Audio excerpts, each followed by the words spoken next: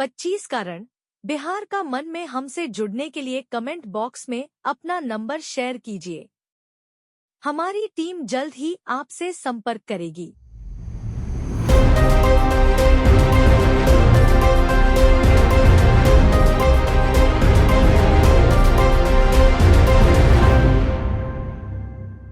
नमस्कार मित्रों, मैं अतुल गंगवार। बिहार अपडेट की इस खास पेशकश 25 करण बिहार का मन में आपका एक बार फिर से स्वागत अभिनंदन करता हूं। आज हम बात करेंगे नरेंद्र मोदी जी की जो सीवान में जो एक रैली हुई है उसके बारे में। अभी कुछ समय पहले तक हम लोग ये चर्चा कर रहे थे कि बिहार में जो भाजपा है, एनडीए है, प्रचार प्रसार में पीछे चल रहा है। तो इस रैली का क्या मायने है और इस रैली से क्या एनडीए और भाजपा के कार्यकर्ताओं को कुछ जिसे कहते हैं कि उनका मनोबल बढ़ेगा और क्या तस्वीर बनती है, क्योंकि ये प्रधानमंत्री की पहली रैली और ये आकलन लगाया जा रहा था कि जब प्रधानमंत्री बिहार में आना शुरू करेंगे तो कहीं ना कहीं स्थिति में चमत्कारिक रूप से परिवर्तन होगा। इस बारे में बात करने के लिए हमारे साथ आज मौजूद है वरिष्ठ पत्रकार रवि पाराशर जी। रवि जी, आपका स्वागत है। धन्यवाद। और हमारे साथ मौजूद हैं आशीष कुमार अंशु, वरिष्ठ पत्रकार। आशीष जी, आपका भी स्वागत अभिनंदन है। नमस्ते, धन्यवाद। जी जी। आशीष से मैं शुरू करूंगा। आशीष, आपको शिकायत थी कि आपका कहना ये था, आपका आंकलन ये था कि बिहार में भाजपा चुनाव प्रचार के मामले में पीछे चल रही। जब हम सोशल मीडिया है उससे पहले भी हम जब डिस्कशन कर रहे थे कि वो कहीं दिखाई नहीं दे रही है। ये कल की रैली को आप किस तरीके से लेते हैं और क्या आपको लगता है कि इससे स्थिति में परिवर्तन होना शुरू होगा? आशीष, सबसे पहली बात तो ये तो भाई, मैंने कोई शिकायत नहीं की थी, वो मेरा आकलन था। जो मैंने देखा, जो मेरी समझ में आया, वो सब आप लोगों के साथ मैंने शेयर किया था।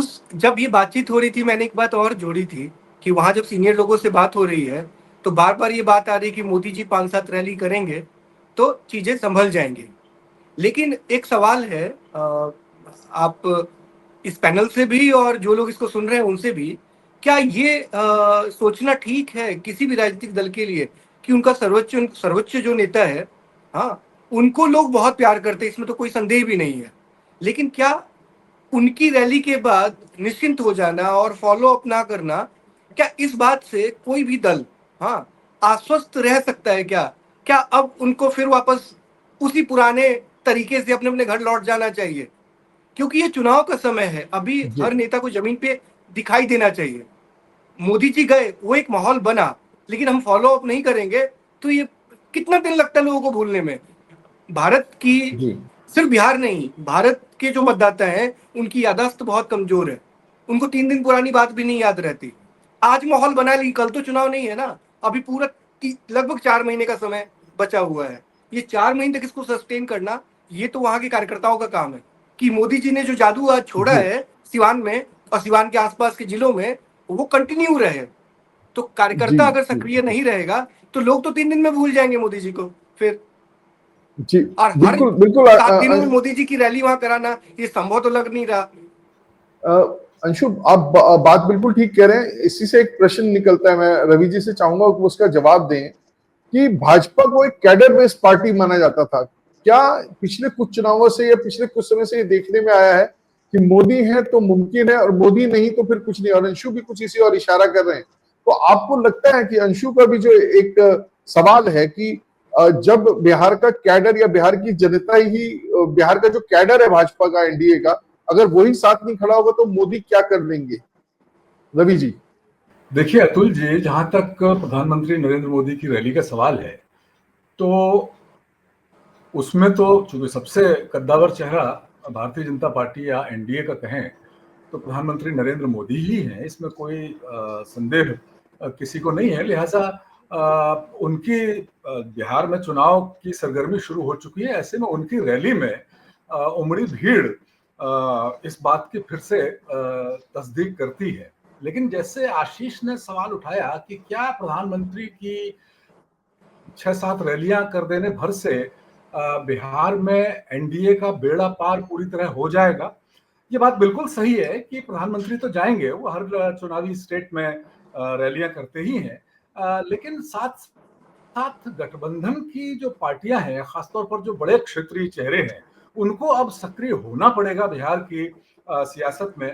भारतीय जनता पार्टी की तरफ से जो चेहरे हैं, बड़े चेहरे हैं, उनको सक्रिय होना पड़ेगा। जनता दल यूनाइटेड की तरफ से जो स्टार प्रचारक हैं, उनको भी अभी से सक्रिय होना पड़ेगा प्रधानमंत्री की सक्रियता के साथ साथ। इस बात में कहीं कोई संदेह नहीं है। और कल जब हम ये बात कर रहे थे तो ठीक उसी समय भारतीय जनता पार्टी के अंदर दिल्ली में एक मनन मंथन चल रहा था, और उसका नतीजा ये है सूत्रों के अनुसार कि अगले हफ्ते यानी सोमवार से बिहार के जो बड़े चेहरे हैं, जो केंद्र की सियासत में भी हैं, पार्टी संगठन में भी हैं, अगले सोमवार से वे लगातार बिहार में दौरे करेंगे और ज्यादा समय बिताएंगे। अंशु, रवि जी जो बात कह रहे थे कि जो बिहार की सियासत में जिस तरीके से अब पूरा एनडीए ने एक अपना परचम लहरा लिया है, और जिस तरीके के मुद्दों को मोदी जी ने वहां उठाया है, एक तो नीले रंग का अंग वस्त्र पहन कर गए हैं, और बार बार बाबा साहेब अम्बेडकर के अपमान की बात उन्होंने कही है।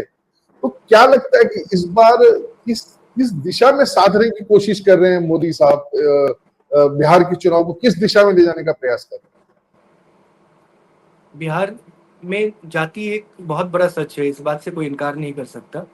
और जब बाबा साहब की बात हो रही है, और ये बात बिल्कुल सच है कि जिस तरह लालू प्रसाद जी के घर में बाबा साहब का अपमान हुआ, उनको पैरों में रख दिया गया बाबा साहब की तस्वीर को, लालू प्रसाद जी के, और वो कहीं ना कहीं एक कोशिश ये भी दिख रही है राजद की तरफ से कि वो बाबा साहब से बड़ा कद लालू प्रसाद जी का दिखाने की कोशिश कर रहे हैं कि बाबा साहब, क्योंकि बाबा साहब महाराष्ट्र से हैं, तो महाराष्ट्र का बिहार में क्या काम, तो वो थोड़ा एक बिहारी आइडेंटिटी, जो इस तरह कोई चीज पहले थी नहीं, राजद थोड़ा उसको उभारने की कोशिश में लगा हुआ है। इसलिए कभी गुजराती वर्सेस बिहारी करते हैं वो, कभी महाराष्ट्र वर्सेस बिहारी अभी आ गया कि बाबा साहब महाराष्ट्र के और लालू प्रसाद बिहार के, तो लालू प्रसाद को उस तरह से प्रोजेक्ट किया जा रहा है, इसीलिए बाबा साहब को लालू प्रसाद के पैरों में डाल दिया।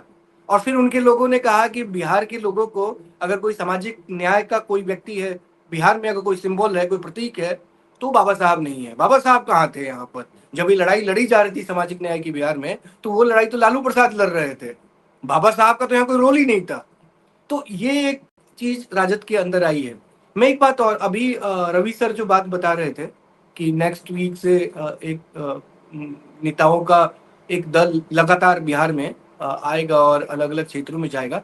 यहाँ ना एक बात मैं कहना चाहता हूँ अतुल भाई आपको, और चूंकि आप लगातार, आप भी छात्र राजनीति आपने देखी है, और आप राजनीतिक संगठनों की राजनीति को भी, आपने कैंपेन को बहुत नजदीक से देखा है, आप बिहार की यात्रा पर भी गए थे पिछली बार। तो जो ये कैंपेन के समय ना जो कोऑर्डिनेशन होता है, जो कोऑर्डिनेशन के लिए जो व्यक्ति तय होता है, जैसे कोई व्यक्ति तय हुआ कि ये व्यक्ति प्रचार में जाएगा, उसको प्रॉपर तरीके से रिसीव करना, सही जगह पे पहुंचाना और प्रचार करवाना, ये बहुत महत्वपूर्ण जिम्मेवारी होती है। कई बार ये शिकायत सुनने को मिलती है कि नेता आ गए और उनको जहां जाना है उसके लिए ना कोई व्यवस्था है, ना कोई बताने वाला है कि आपको जाना कहाँ पे है। और वो बड़े नेता दिल्ली से वहां गए हैं, वो 2-3 दिन अपना बेकार करके वापस लौट आए, उनका उपयोग नहीं हो पाया। आपको अगर याद हो तो दिल्ली में इस बार के चुनाव से पिछले चुनाव में अखबारों में लगातार खबर छप रही थी कि ये मुख्यमंत्री आ गए, इतने नेता उतर गए, इतने मंत्री दिल्ली में प्रचार कर रहे हैं। मैं सच बताऊं, दिल्ली में मैं भी लगातार घूम ही रहा था, वो मुझे जमीन पे वो नेता दिखाई नहीं देते थे अखबारों में जितना छप रहा था। इस बार दिल्ली में जब चुनाव हुआ तो इस बार इतना कुछ छपा नहीं कि वो आ गए, ये आ गए, लेकिन वो बहुत ही, जो इसका इम्पैक्ट होता है ना, उस इम्पैक्ट पर ज्यादा फोकस था और इस तरह के शोसेबाजी में कम। तो मुझे लगता है इम्पैक्ट पर थोड़ा ध्यान देना चाहिए कि हम चाहे तो कम ही मंत्री वहां जाए, लेकिन उसका आउटपुट हो, उसको ठीक तरीके से उसका उपयोग किया जाए बिहार में, वो कई बार कमी रह जाती है। जी जी, एक चीज और देखने में आई, रवि जी आपने भी कहा, अंशु जी ने भी कहा, एक सवाल मेरे मन में उठता है कि अब आजकल आयाराम गयाराम, पहले ना शर्म की बात होती थी, उसमें कोई बहुत बड़ी प्रतिष्ठा नहीं होती थी, उस नेता को जनता भी विश्वसनीयता की दृष्टि से नहीं देखती थी, जो दल बदल ज्यादा करता था।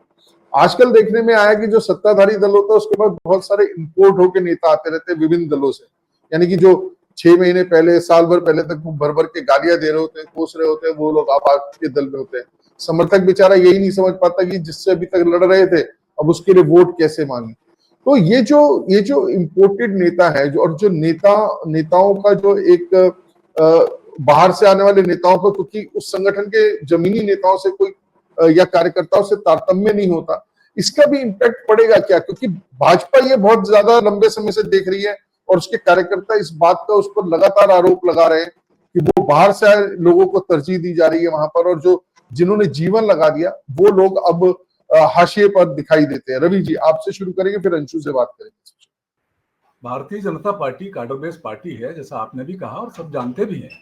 और लेकिन काडर भी इंसान ही होता है, तो जो कार्यकर्ता वर्षों से मेहनत कर रहा होता है, अगर और ऐन चुनाव के अवसर पर दूसरी पार्टियों से जो संतुष्ट नेता हैं किसी भी वजह से, वो अगर आपके खेमे में आ जाएं और उनको ज्यादा तरजीह मिले, ज्यादा सम्मान मिले, तो एक इंसान होने के नाते प्रतिबद्ध जो काडर है, जो सन्नद्ध काडर है, जो कटिबद्ध काडर है, उसके मन में भी कहीं ना कहीं चीज तो पहुंचती हो।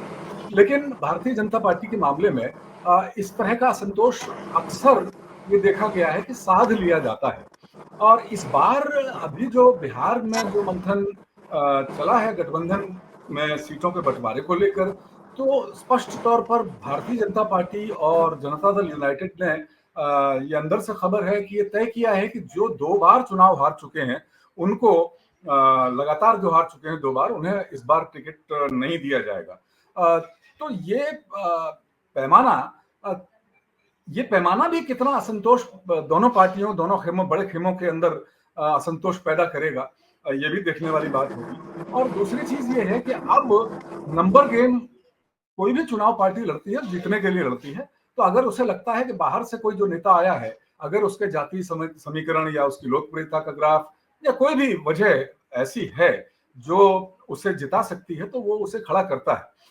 हमने देखा है, जैसा मैंने कहा कि भारतीय जनता पार्टी अपने काडर को समझा लेती है, लेकिन यही बात कांग्रेस या दूसरे जो विपक्षी दल हैं वहां थोड़ा संभाल नहीं पाते वो लोग। तो ये तो हमने देखा है। जी रवि जी। अंशु, इस पर आपकी टिप्पणी चाहूंगा, एक छोटी सी, आपका क्या कहना है इस विषय? भाई साहब, मेरी जो समझ है, सर की बात से तो सहमति है मेरी, लेकिन इसमें बस एक छेपक है, वो ये कि यहाँ वो दिख नहीं रहा होता है कई बार, क्योंकि एक अनुशासन बीजेपी और संघ की वजह से एक अनुशासन है यहाँ पर, और कोई बात कहनी होती है तो उसका एक तरीका है, एक प्रक्रिया है उस माध्यम से उस बात को पहुंचाने का, तो वो सतह पर दिखाई नहीं देती, लेकिन वो असंतोष कहीं ना कहीं थोड़ा होता है। लेकिन इस बीच में एक जो पहले का मैकेनिज्म था नीचे से बात ऊपर तक पहुंचाने का, उसमें भी थोड़ी कमी आई है। अभी दिल्ली से कोई व्यक्ति जैसे प्रदेश में पहुंचते हैं, उसको 20-25 लोग घेर लेते हैं वहां एयरपोर्ट पे ही, और फिर वो अपने साथ उनको लेके होटल जाते हैं, फिर वही 2-4 लोगों से उनको मिलवाते हैं, और फिर वही 20 लोगों को घेर के एयरपोर्ट पहुंचा देते हैं। तो सही फीडबैक उन तक पहुंच नहीं पाता, तो गलत फीडबैक लेके फिर दिल्ली चले जाते हैं। इस पर भी थोड़ा सोचने की जरूरत है। नहीं, बिल्कुल, इस पर भी थोड़ा सोचना ही चाहिए। और ये समस्या सिर्फ भाजपा या जेडीयू की नहीं है, लगभग सभी दलों की है। और अगर हम कार्यकर्ताओं का थोड़ा सा चिंतन मनन करें तो ये कांग्रेस भी झेल रही है, ये आप आरजेडी भी झेल रही है, और तमाम छोटी बड़ी पार्टियां इस तरीके के आयाराम गयाराम प्रवृत्ति से ग्रसित हैं। और जो उनका सामान्य कार्यकर्ता एक बात और कि अगर ना किसी भी व्यक्ति को पार्टी ज्वाइन करवा रहे हैं, तो आपको एक छोटा सा रेफरेंडम उस क्षेत्र के अपने कार्यकर्ताओं के बीच में जरूर कराना चाहिए, इसको लें या ना लें। बाद में आप जाएंगे उसी कार्यकर्ता के पास और उसी को सबसे आप हाशिए पे डाल के चले किसी भी पार्टी के अंदर, ये ठीक नहीं है। अभी पूछ तो लें इनको लें या ना लें, आपके बीच में इसका क्या कोई फर्क पड़ेगा? नहीं पड़ेगा। लेकिन हम कार्यकर्ताओं से बात कब करते हैं? जब चुनाव होता है, तब हमें कार्यकर्ताओं की याद आती है। हम 5 साल फिर भूल जाते हैं उनको। दरअसल अब चुनाव से चुनाव ही कार्यकर्ता याद आता है, बीच में कार्यकर्ता वैसे भी याद नहीं आता, क्योंकि अब कार्यकर्ता आधारित पार्टियां नहीं रह गई हैं। अब कॉर्पोरेट है, इलेक्शन मैनेजर्स हैं जो आपको बताते हैं। और लेकिन हमने एक चर्चा की थी जब हम प्रशांत किशोर साहब की बात कर रहे थे कि उनकी सक्सेस में सबसे बड़ा योगदान उस पार्टी के अपने कैडर का भी था। हालांकि प्लानिंग उन्होंने बनाई, लेकिन जब तक, और अब उनका रियल चैलेंज है कि जब उनको कैडर भी खुद ही तैयार कर दें अपना, खुद ही प्लानिंग कर दी है, तो देखते हैं इस बार उसका क्या रहेगा।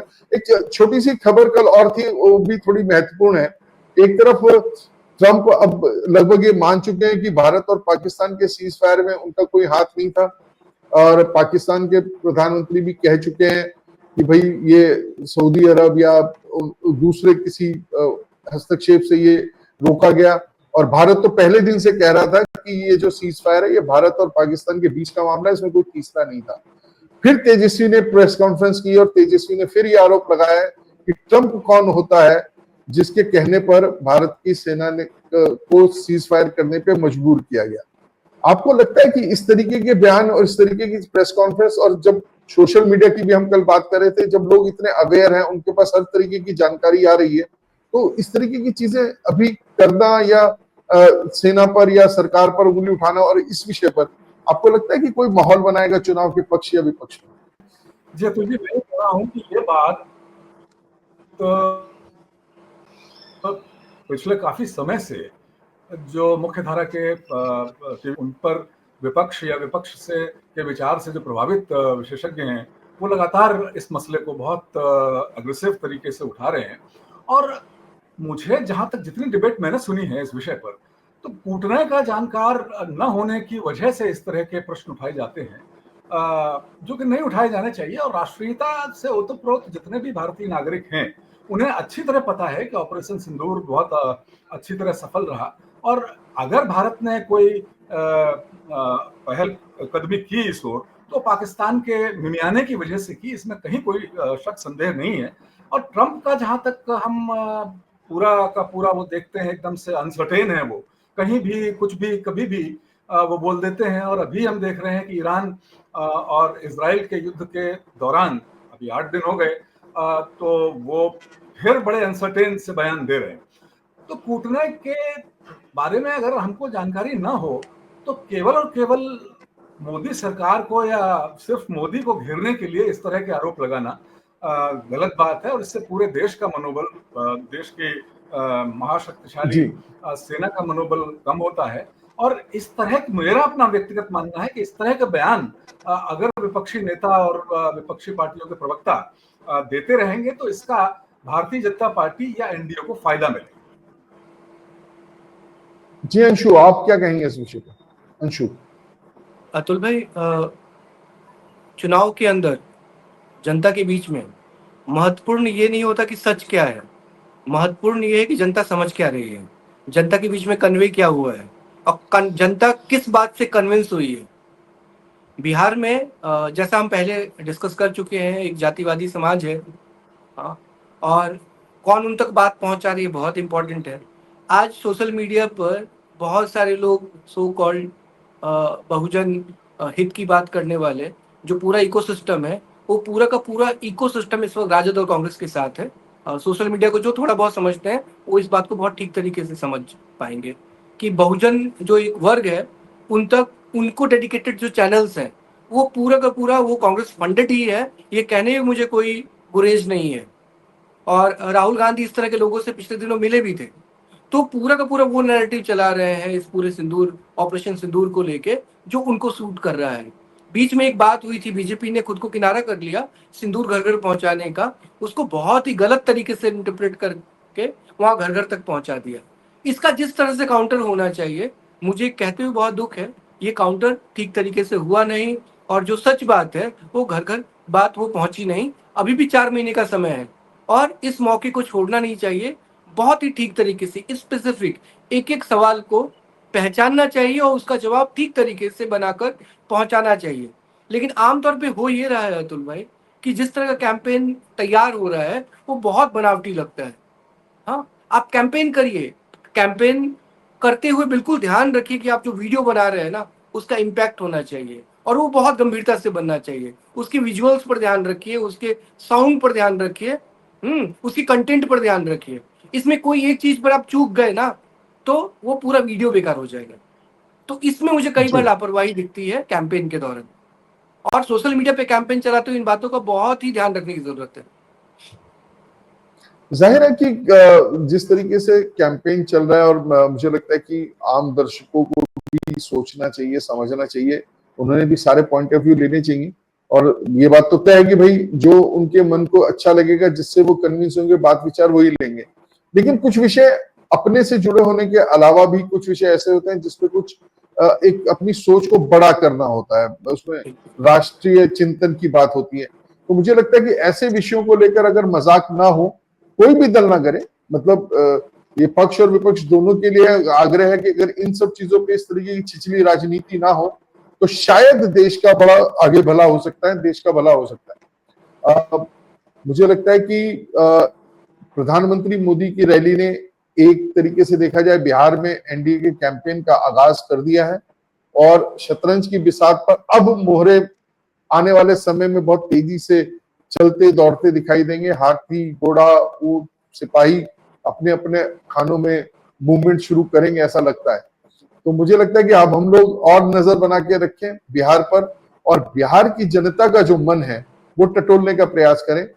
और इस कार्यक्रम के माध्यम से मैं ऐसे जी रवि जी कुछ कह रहे हैं। जी मैं कह रहा हूं कि पार्टियां और पार्टियों के गठबंधन तो सक्रिय हैं ही। मुझे लगता है बिहार सरकार भी अपनी पॉपुलैरिटी को लेकर काफी सक्रिय है। आज ही एक फैसला हुआ है, नीतीश मंत्रिमंडल ने लिया है कि जो वहां पर बुजुर्गों की, विधवाओं की जो पेंशन है वो 3 गुनी करने का अगले महीने से फैसला किया गया है। जो 400 से 500 के बीच मिलती थी वो करीब 1100 रुपए कर दी गई है और ये जुलाई से लागू हो जाएगी और इससे करीब 1 करोड़ 10 लाख के आसपास जो वोटर है वो प्रभावित होगा। तो मुझे लग रहा है कि अब महागठबंधन और ये एनडीए गठबंधन और एनडीए सरकार बिहार में दोनों अगले हफ्ते से पूरी तरह से चुनावी मोड में आते हुए नजर आ रहे हैं। चलिए बढ़िया है। सरकारी चुनाव ही सही, सरकारी अगर मदद और झुंझुना बढ़े, आम आदमी का उतना ही भला हो तो इसमें भी क्या बुरी बात है। कुछ आ ही रहा है उसके पास, वरना वो सारे समय झेलता ही रहता है। कभी सड़कें झेलता है, कभी पानी झेलता है, कभी बिजली झेलता है, कभी जाति झेलता है, कभी पास झेलता है, तो झेलता ही रहता है। तो इसके लिए खुशी है कि सरकार देर से सही कुछ दे तो रही है, उसे कुछ मिले। और ये भी है कि उसका एक सकारात्मक प्रभाव सरकार के वोटों पे पड़े, तो ये उसके लिए भी फायदा है। लेकिन ये चुनावी रेवड़ियां रवि जी देश के लिए कभी कितनी फायदे की है, कितने नुकसान की, इस पर भी कभी चर्चा करेंगे। लेकिन फिलहाल इतना ही। और मैं बिहार अपडेट के जो हमारे लोग 25 करण बिहार का मन लोग देखते हैं, उनसे भी अनुरोध करूंगा, अगर आप भी इस कार्यक्रम से जुड़ना चाहते हैं तो आप हमें, हमारा जो कमेंट सेक्शन है उसमें अपना मोबाइल नंबर आप हमें भेजें और अपना क्षेत्र भेजें कहां से, तो हम आपको इस कार्यक्रम से जोड़ेंगे, क्योंकि ये कार्यक्रम आप ही के लिए है। 25 करण बिहार का मन इसका नाम है। तो बिहार का मन जब तक आप नहीं जुड़ेंगे तो हमें कैसे पता चलेगा। चलिए, आज के कार्यक्रम में जुड़ने के लिए रवि जी आपका धन्यवाद, आशीष भाई आपका भी धन्यवाद। चलिए, 25 करण बिहार का मन में आज के लिए बस इतना ही।